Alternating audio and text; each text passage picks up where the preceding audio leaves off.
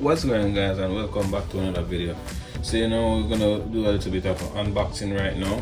I'm just going to show you guys what comes in the box, and I'm pretty sure everybody, or should not say everybody, but most people in this hobby are familiar with what TTO tools are. But for those who have never used this chassis before, then here's your lucky day. You're gonna see exactly how this thing looks. You can see, guys, this thing gives you a picture of what the chassis looks like inside of the box, and we're going to be taking off the, so to speak, lid right now and see what's on the inside. So we have this, all the parts that we will need. Let's move this to the side here. So we have all the parts here that we'll need. We're getting to the body. This is a speed control that comes with it, the AC, and I don't think we'll be using this, but it's not about AC. If you want to use it, I mean, who knows, let's see.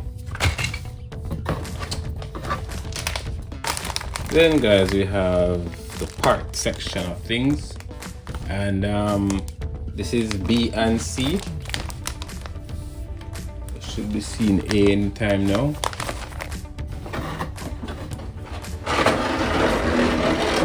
I guess before we get to that, we will get to the body of the car, as you can see right there. But let me find part A first. Oh, everything's in the bag, guys. A, B, and C, so that's good. So chassis, base, more parts, rims,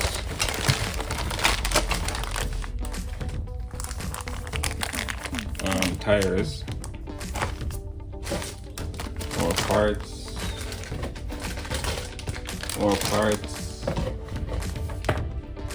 and the instructions.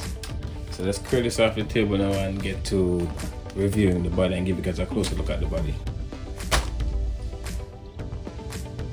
So this is a closer look at the body, guys. So you have the front here. Yep.